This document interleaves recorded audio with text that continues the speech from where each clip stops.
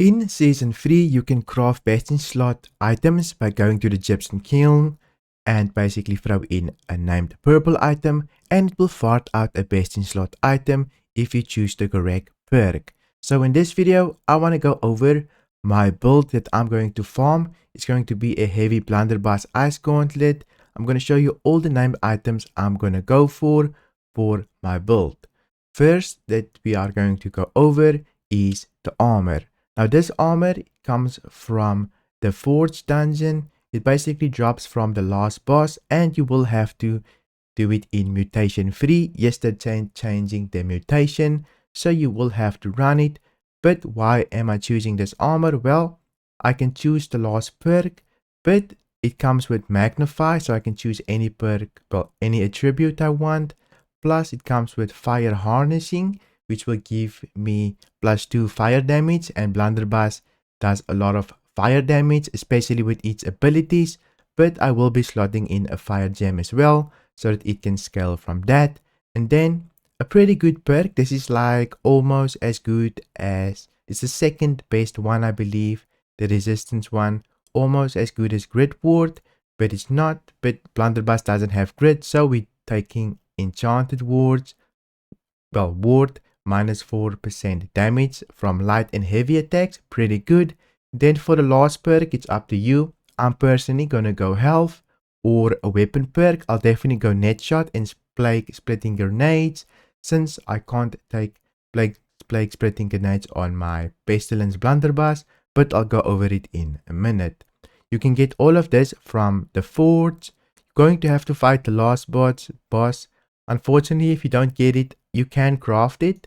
So there is a recipe where you can craft it, but that's like 3000 materia, and you're going to need all of the pieces. Maybe not the chest piece, you can always swap that one out for the artifact, but here is the full set that I am going to farm. Moving on to the ring, this is probably the most difficult one to get, which is the wood grain ring. I tried getting a fire damage ring, but there's nothing out there for you at the moment. But this one comes with magnify. Frost damage will sit with frost damage for a little bit, but I'll probably craft myself a ring eventually. And then poisoning. The reason you want poisoning is because of the artifact for your blunderbuss.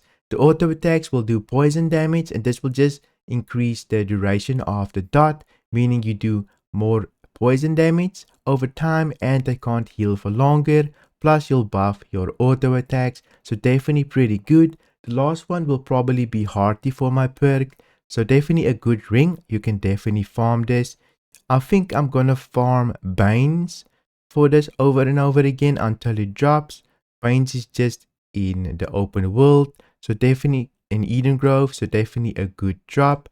So you will have to farm this as well, which is, I don't think, too terrible for a ring, and definitely worth it, even though it doesn't have the fire damage plus fire damage.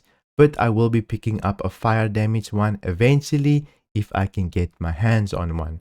Moving on to another one, the Azov battery. Now this amulet is pretty good. It comes with health, which just buff you a little bit here with health, but then it also comes with alchemist reprieve, which is super good. Plus it has a big perk bucket, which you can choose whatever you want, but I think I'm going to go with the refreshing recovery, just because I'm going to go with an ice gauntlet.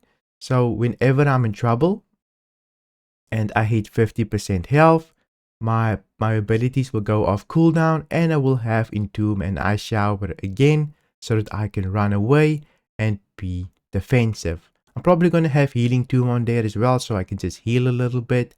So definitely super good. Where can you farm this? Well, it's just dropped by the Ennead dungeon. There's a couple of drops that I want to farm in Ennead as well, so you can farm this in the Ennead dungeon. This is just a normal dungeon. You don't have to do the mutation version. So Azov battery is definitely the one I'm gonna go for. Moving on to an artifact. Here, Endless First. A lot of people are probably going to run this for the earring. So I think you can just get this from the season's past track. So not too difficult to get. Basically what you get is Empowered Toast, Fortifying Toast, and the first, which basically heals you for 33% more health, but your cooldown is a little bit longer. There's a lot of perk buckets here, but you can either go for healing heart, refreshing toast, and that's probably what I'm gonna go. Maybe regenerating, I'm not quite sure. There's a lot of good ones. Our health regen is nerfed even on food, so regenerating might not be too bad if you have a lot of health, but refreshing toast is probably still one of the best perks here, just because that cooldown is increased. Maybe refreshing toast for me. So let's move on to the next one. And of course, the blunderbuss, the new blunderbuss. This thing is amazing, and I'm probably going to roll a gem slot on it. But basically, it comes with blighted enchantment. This is why we take the increased poison duration on our ring. So basically, attacks against a target inflict a stack of poison and decrease incoming and outgoing healing effectiveness by 7% per stack for 6 seconds, and it can stack up to 3 times. So super good. And while we're doing that, we also get the pest buff, 15% against damage against poison or disease targets. So we get that damage buff increase, and then it also has plague crits, more healing reduction, but this is not poison damage, it is disease damage. So it's a little bit different. I think the poison on the ring is a bit more consistent since they need to be 50% health if you crit. Then we get keen, which is not the best for the blunderbuss since we already crit a lot with all the pellets. And then my random perk is definitely going to be a gem slot since I want to boost that fire damage. Let's move on to the next one. If you don't get the pestilence right away, you can always go for a blunderbuss if you don't like the artifact. Deep Deprived Blunderbuss is basically a bastion slot that you can roll. It will come with keenly empowered, enchanted, and then the last one you can just choose what you want here. So you can just choose your perk, probably Flame Attunement if you want to play the bastion slot Blunderbuss. Where does this drop? Well, it's a lot of drops that you can see, so you're going to have to farm a little bit. But Pride of the Trees you can go farm, just farm the highest enemy, I believe. I think you are going to farm quite a lot since I think the loot pool is quite high. It even drops from raffle bones, so probably check the trading post for this if there's an event going, since this is like a named raffle bones drop. So definitely look out for this, just a little thing for a backup if you don't like the artifact. Moving on to an ice gauntlet, Snow Smelt. This one comes with intelligence, flame attunement, keen speed, and then you can choose your perk here. I'll probably go healing tomb. Why do I go keen speed? Well, keen speed, if you put down ice pylon and it crits, you will get keen speed, making you more maneuverable. So whenever you run away or people are chasing you, pop down ice pylon. If it crits, you can run away. Maybe keenly empowered will be also good to boost your blunderbuss damage. If you don't already have keenly empowered on your blunderbuss, then that might be an option. But where does this drop? Well, it also drops from the Ennead dungeon, as you can see, and it's not mutated. So definitely a good one to get. Since it already comes with attunement, you don't have to roll that on the thing. And for my last artifact is going to be the Void Dark Plate, which basically I'm going to choose because it gives me extra armor. Since I'm already in heavy, my armor is going to get buffed even more by 20%, meaning I'm a little bit more tanky. Plus it comes with Enchanted Ward.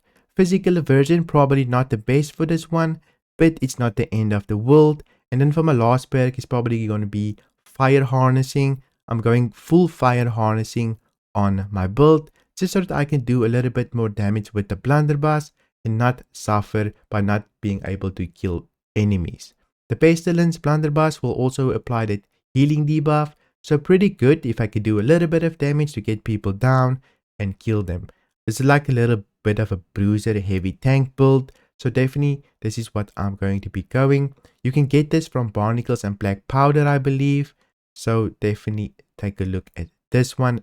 One of the best tanking items, I think, so definitely pretty good. If you enjoyed this video, I'll probably make more videos like this for mages and dexterity. So we'll have a look at those items in the future.